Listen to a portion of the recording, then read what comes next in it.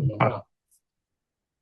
maravilha, pessoal. Boa noite. Desculpe o atraso aí, Imagina. atrasar um pouquinho. Tranquilo. Vamos lá. Bom, opa, ele está de novo com aquela maluquice.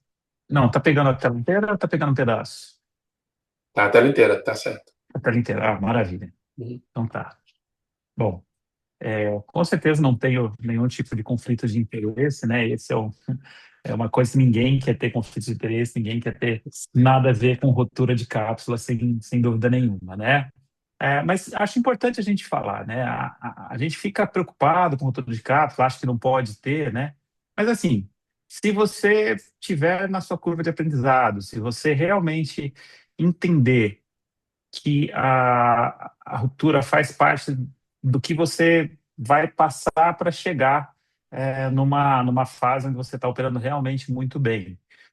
A gente entende que a rotura faz parte, mas um ponto que é muito importante. Nenhuma rotura ela pode acontecer sem você entender o que você fez de errado, qual que foi o problema, qual foi o seu erro, porque aí você não está aprendendo nada, essa cirurgia não faz sentido. Uma coisa é você colocar um paciente em risco para fazer uma cirurgia e, infelizmente, como a gente está falando, faz parte da curva. Outra coisa é você fazer isso sem nenhum propósito, né? Então, a gente precisa ter claro que toda cirurgia ela tem que ter propósito. Você precisa entender, você precisa prestar atenção, você precisa estar atento ao que está acontecendo, a tudo o que se passa na cirurgia, tá? Aqui, a minha tese de doutorado foi justamente sobre qual que era a taxa de complicação do residente operando, né? Qualquer complicação, tá? Se você considerar um cirurgião experiente, ele vai ter alguma complicação, né? Ali menos de 1%, tá?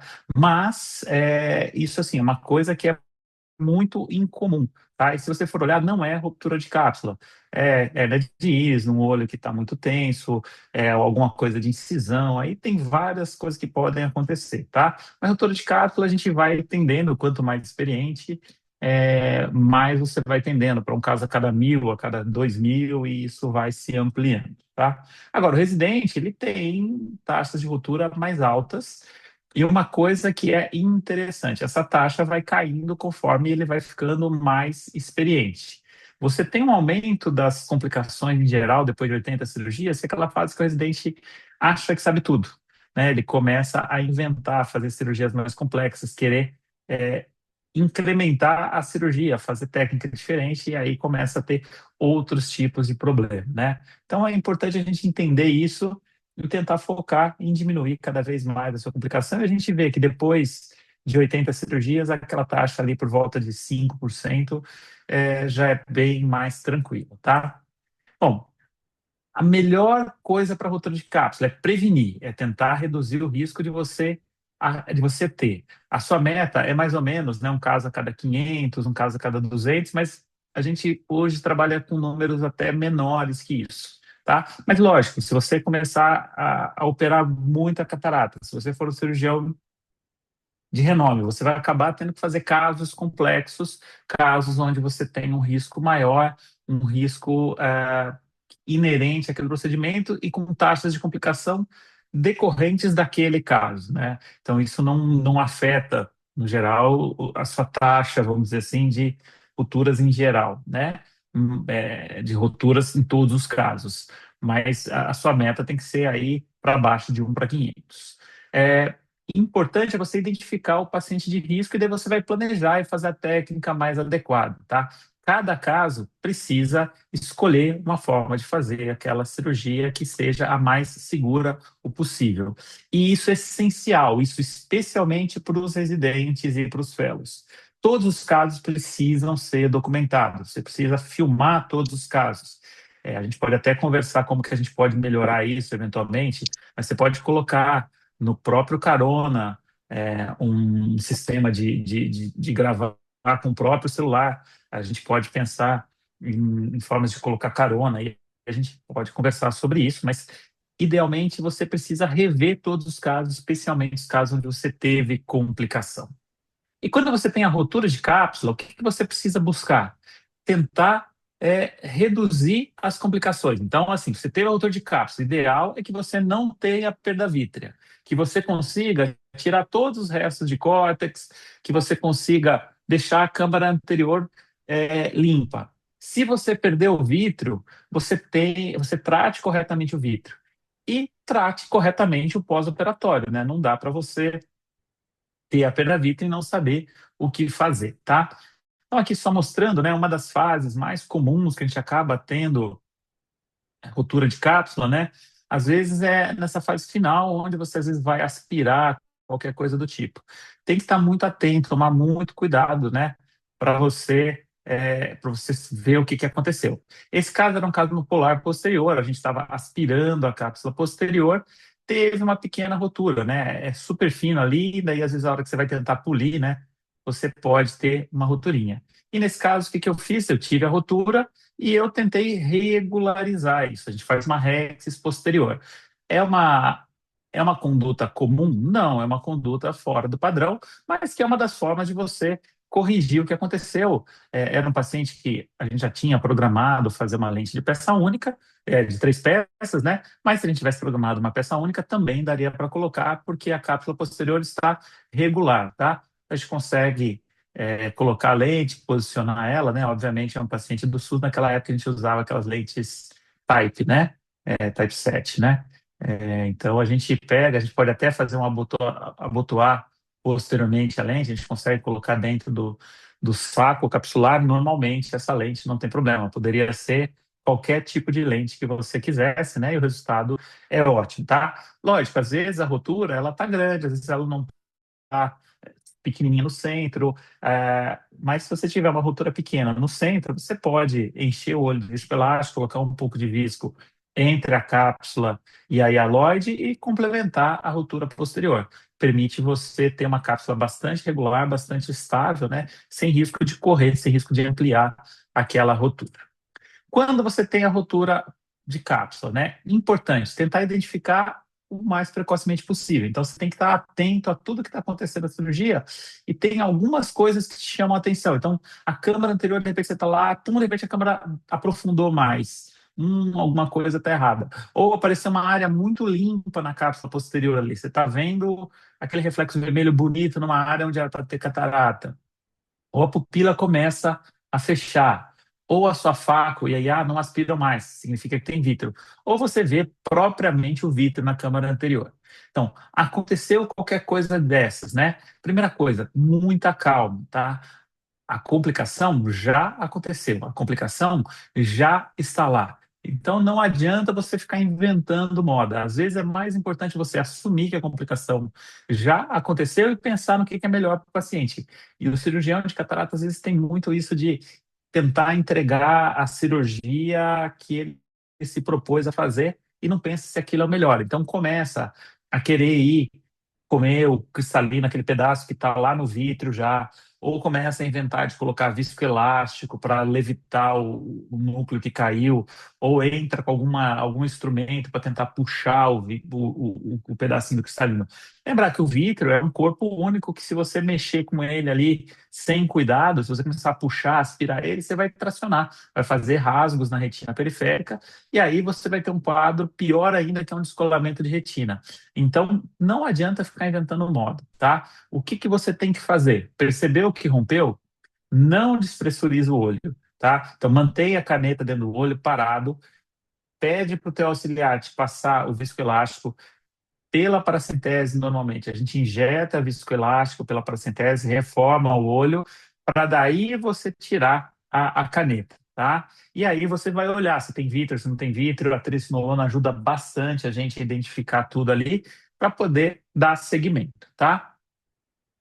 É importante isso, é assumir para você mesmo que houve a complicação e focar na melhor resolução. Às vezes a melhor resolução vai ser uma vitrectomia posterior, caiu o pedaço, isso vai aumentar a pressão, isso vai dar o glaucoma secundário, vai dar um processo inflamatório, vai dar edema macular cistoide. Então, complicou, pensa se o melhor já não é realmente falar com o pessoal da retina e indicar uma vitrectomia. Isso vale para a vida de você. vocês, tá? O pior é aquele caso onde o cirurgião teve a ruptura da cápsula, não tratou adequadamente a ruptura, ficou tentando resolver e aumentou a complicação com descolamento de retina, às vezes desinserção de íris. A gente às vezes vê casos bizarros que podiam ter sido relativamente simples, mas que se tornaram tragédias por conta da forma como foi conduzido tudo, tá? Qual que é o problema da ruptura da cápsula, tá? Vai dar um processo inflamatório. A inflamação não é pelo vítreo. Vítreo não inflama, pelo amor de Deus, tá? Não é porque tem vítreo que vai inflamar, tá? O que vai inflamar é o pedacinho de córtex que caiu para o vítreo, é o pedacinho de vítreo que sobrou na câmara anterior, é o viscoelástico que você não aspirou da câmara anterior, tá? E isso vai dar as complicações, né? Pressão alta, glaucoma secundário, e tudo mais, tá? Mas sempre parta do princípio. Sobrou o resto de córtex, caiu alguma coisa para o vítreo, vai inflamar muito, você vai ter que entrar com esse tratamento, tá?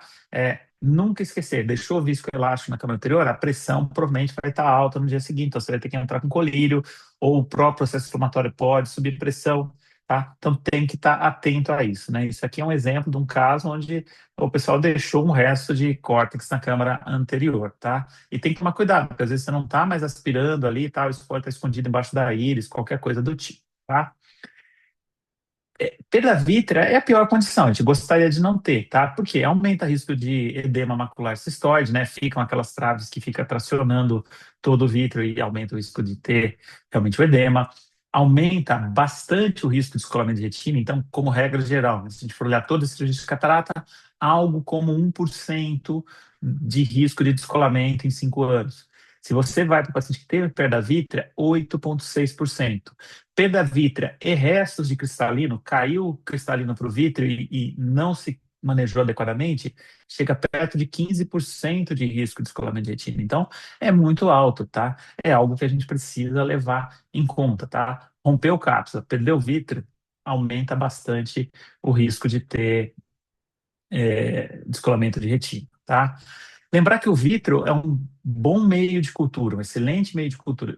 Então, se você comunicou o vítreo com a câmara anterior ou até com o exterior, você tem que estar atento a isso, tá? Aumenta bastante o risco de endoftalmite, pelo menos 10 vezes, tá? Então, o que que a gente faz? Sempre se a gente quer saber se tem vítreo ou não, a gente tenta corar, tá? Você tem que fazer alguma coisa e a gente usa a triacinolona. Não tem problema em triacinolona para o vítreo. A gente injeta no paciente triacinolona no vítreo direto, tá? Você tem que ter certeza que não tem vítreo na tua incisão.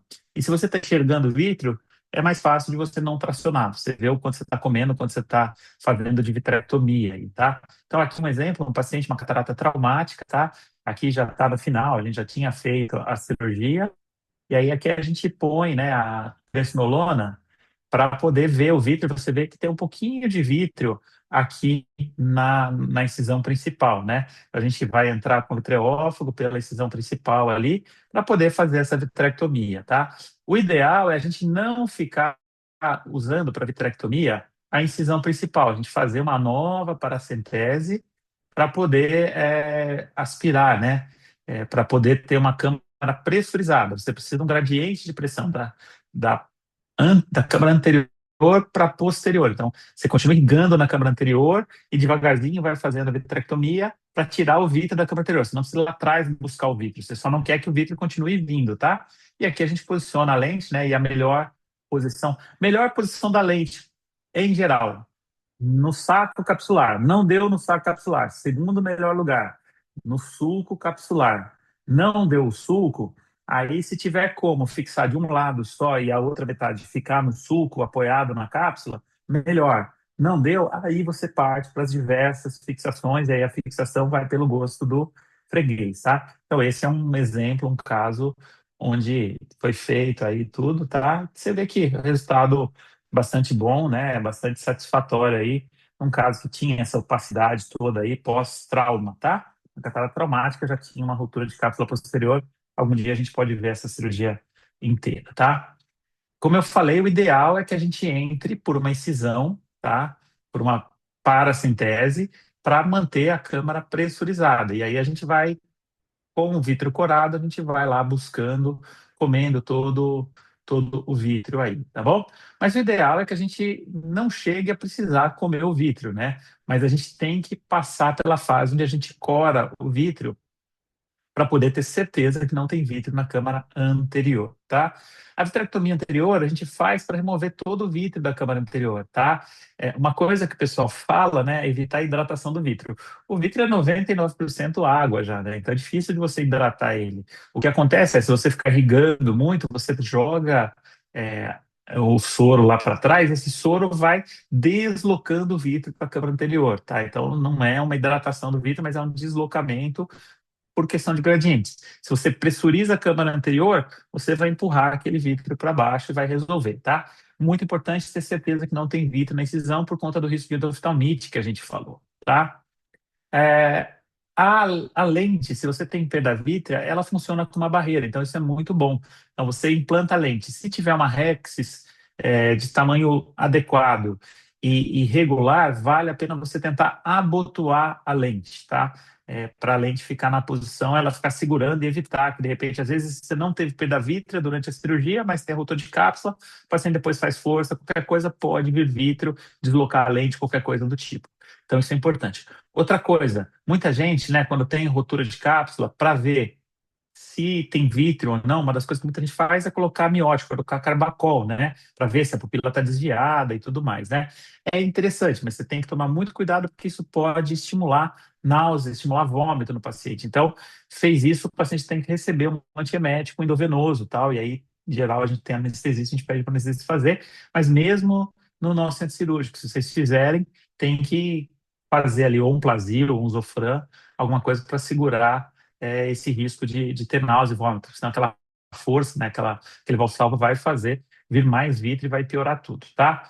Um ponto que eu gosto, sempre que você tem ruptura de cápsula barra perda vítrea, é colocar uma sutura, né? Uma das formas de você reduzir risco de endoftalmite é você suturar a incisão. A não sutura da incisão aumenta um pouquinho o risco de endoftalmite, mas numa cirurgia lisa, em geral, isso não é significativo. Agora, num paciente que teve uma perda vítrea, parece ter um pouco mais de papel isso, né? E sempre que possível, né, você evitar ampliar muito a tua incisão, né? Porque senão você fica com uma incisão com mais vazamento, com mais risco de ter realmente entrada de bactéria e com mais risco de infecção, tá? O vitreófago, ele é muito interessante a gente tentar usar os de menores calibre. Hoje, boa parte dos vitreófagos são 23 Gauss, né? Então, a gente pode usar inclusive ele para entrar na pars plana via anterior. Mas é importante você conhecer o equipamento que você tem. Isso é uma coisa que a gente faz pouco, né? A gente resolve fazer vitrectomia sem conhecer o aparelho, às vezes a gente nunca abriu o aparelho, não faz ideia nem como monta, tá? E aí você, na urgência, naquele desespero que você vai usar pela primeira vez, tá? Em geral, a gente faz, né, o bimanual, põe a garrafa baixa, fica cortando no centro da pupila, a irrigação sempre voltada para a câmara anterior, né? A abertura do vitreófago a gente entra para cima no plano da pupila, a gente não vai para baixo porque a gente não quer puxar. A vantagem de você eventualmente entrar na via pars plana é você ficar parado na pupila e puxar tudo que está na câmara anterior. Você puxa de baixo para de cima, você o que está em cima, né? Você puxa de baixo, você vai trazer tudo aquilo que está lá em cima e vai vindo todo aquele vítreo e acabou ali. Você não vai ficar comendo o vítreo, você não vai fazer a vitrectomia de verdade, mas você vai tirar aquele vítreo da câmara anterior por trás, tá? Aqui um exemplo, né, de vitrectomia, tá? A gente tentando tirar o excesso, né, o resto de córtex e tudo mais. Então isso ajuda bastante, né? Aqui é uma coisa que isso é um vídeo mais antigo, mas hoje em dia eu tento não fazer mais que entrar pela incisão principal. Tá, esse é um 20 gauge, esse vitreófago. Então assim ele fica um pouco mais justo, mas mesmo assim, se vocês olharem, tem um fluxo pela incisão ali que não é adequado, né? Então, o ideal é que a gente não faça isso, tá? Que a gente tente realmente fazer uma paracentésima, outra incisão, para ficar bem justa aí, tá? E dá para você ir comendo. E aí é importante a gente dominar, né? Aquela coisa do cut IA, AI cut, que são formas de você fazer a vitrectomia, né? Então, é importante você dominar isso, porque assim, você às vezes vai ter que aspirar para depois comer, né? Então, quando você está tirando o resto de córtex, você primeiro aspira, depois que você aspirou, tá, a hora que você vai terminar, você faz o corte, né? Cuidado com esses pedacinhos, o ideal é colocar viscoelástico e ter certeza que, ó, que ele não vai lá para baixo, tá bom? Essa é uma coisa importante, tá? Sem dúvida nenhuma, você também tem uma curva de aprendizado e o que a gente quer é reduzir a manipulação do vítreo, né? E aí, quando parar, né? A hora que a pupila está redonda, a íris não mexe mais, não está deslocando a lente, a câmara está profunda. Se você usou tresnolona, não tem mais tresnolona na câmara anterior, tá? O pós-operatório, né? Lembrar que o processo inflamatório vai ser mais intenso, né? Pela maior manipulação do olho como um todo, então tem mais edema de córnea. Se você deixou o viscoelástico na câmara anterior, vai estar com pressão alta, vai inflamar por conta disso, né? Se caiu algum pedacinho, você acha que tem risco de cair algum pedacinho, tem que estar muito mais atento para essa inflamação. Tem mais risco de infecção, então tomar mais cuidado, mais risco de edema macrocistoide, e tem que, sempre que perder o vítreo, depois de um mês, dilatar esse paciente, olhar com muito cuidado, com muita atenção a retina, tá? Então, se tiver muito inflamado, a gente tem que eventualmente usar corticoide oral, muita atenção no controle da pressão, colírios, eventualmente de amox, né? E esses casos onde você teve complicação, aumenta o risco de edema macrocystóide, você tem que entrar com um anti-inflamatório não hormonal, tá? É, a questão sua não é minimizar o problema, mas sim pensar que você precisa resolver o problema que você teve, tá? E aí eu sugiro vocês procurarem, né? Esse livro aí é fácil de achar na internet. Se alguém precisar também pode falar comigo, eu consigo passar, tá? Que é um livro bem, é uma revista, não, um suplemento de uma revista bem interessante, né? Quando a sala fica quieta, né? Quando a sala cirúrgica é, fica quieta e todo mundo fica quieto, né? Aquele momento de tensão, tá bom? É bem interessante, tem tudo que a gente precisa saber aí, ou a maior parte das coisas que a gente precisa saber aí, tá bom? Bom, é isso, pessoal. Prazer aí estar com vocês mais uma vez, tá? André, algo mais aí? Não, tá ótimo, Pedro. Obrigado. Novamente, é uma aula Ah, super legal e completa, né? Muito obrigado. Vou comentar rapidamente que eu vi uma coisa que eu realmente. Tem coisas que depois que alguém fala é óbvio, né? Mas enquanto alguém não fala, você não se toca, né? Um colega do Canadá falou um pouco sobre endoftalmite na Braços agora, e ele falou que a gente injeta a moxifloxacina no final da cirurgia, e quando você tem ruptura de cápsula, o volume estimado da câmara anterior aumenta de 0,3 para 0,7. Então, e a sim, gente injeta, se você, principalmente se usar a amoxi diluída, né? Você injeta sim, a mesma quantidade, você vai ter uma concentração muito menor. E aí você aumenta o risco de endoftalmite justo no caso que já está complicado. que você não Falei, quer, né? poxa, É, você não isso quer? é uma Falei, ah, coisa que faz legal. muito sentido. É, Assim, a preocupação que a gente teria, né, é desse antibiótico ir para o vítreo, né? Mas, sim. assim, eu tenho visto, sim, são relatos de algumas pessoas, tá? Mas eu já vi pessoas falando em fazer para endoftalmite, barra suspeita de endoftalmite, em vez de ficar fazendo vanco, mais ceftazidime, né, que é o padrão, tem gente fazendo moxifloxacino. Assim, acho que merece um trabalho, acho que é aquela coisa que o pessoal vai fazendo ali, mas assim, quem fez falou que foi muito bem, que a resposta foi muito boa e faz sentido. É um bom antibiótico, é um antibiótico que Sim. pega gram positivo, gram negativo, você tem um espectro bem amplo aí, né? Então eu acho que Uhum. talvez seja um bom caminho. Lógico, é difícil fazer trabalho com doftamite pela empiricidade, né? Você tem muito pouco caso, por sorte, né? Mas Sim. assim, é aquela coisa. Talvez seja um caminho e assim, eu vejo eventualmente o moxifloxacino no vítreo e aí não tem problema em injetar uma dose maior na câmara anterior, porque o excesso vai para o vítreo e tudo bem, não tem perigo no vítreo, é isso que eu quis dizer, né? Por isso que eu trouxe Legal, esse legal. raciocínio. Mas talvez a gente possa começar a pensar em tentar isso, né? Mas importante, sabe? Às vezes a gente tem uma coisa de não fazer vitrectomia, de achar que começou catarata, tem que acabar a catarata e fica cutucando o olho. Depois que complicou, depois que rompeu, assim, se der para não cair nada lá atrás, tudo bem, mas caiu, não se engane, não fale que não caiu nada, né? A gente até brinca que tem um fator de correção cirurgião de catarata. Se o cara falou que caiu um córtexinho, pode ir lá ter um quartinho. Se ele falou que caiu o quarto, tem metade. Se ele falou que é mais ou menos metade, tá inteiro lá, aquele pratão, aquela coisa toda. Tem um fator de correção aí, porque o pessoal se engana. Assim, não adianta. Vai reabsorver? Vai reabsorver pedaços pequenos. As custas de muita inflamação, você vai deixar um monte de corticoide, daí descompensa a pressão, tem glaucoma, tal, tem edema macular, essa história, então você compromete um resultado. E o teu resultado já está comprometido. O que que você faz para ter o melhor resultado possível? Limpa a melhor maneira possível o olho, entrega o melhor olho possível a partir do momento daquela complicação. Então, isso é uma coisa assim, para não fazer vitrectomia tem que ser uma coisa realmente muito pequena e sem negação, né? Aquela coisa, né? Tipo, Negação. não, foi um pouquinho, não. Caiu alguma coisa, você olhou o fundo do olho, é um pedaço que você vê no fundo de olho na hora que você examina, puxa, isso precisa tirar. Esse é um ponto Legal, legal. importante, né? Eu Tá? estava pensando aqui, talvez a gente tenha ficado com uma herança, né, entre os cirurgiões de catarata, uma forma de pensar, de encarar isso, de 20 anos atrás, 25 anos atrás, Essa já quando era ruim. é isso, as vitrectomias eram muito mais complicadas. Sim, a Hoje é muito cirurgia, diferente, a né? cirurgia era arriscada, se fazia com 20 Gauss, já era puta, uns furão ali e tal. Hoje em dia, você faz com 25, dependendo do tamanho do coisa ali, você pode fazer até às vezes com 27.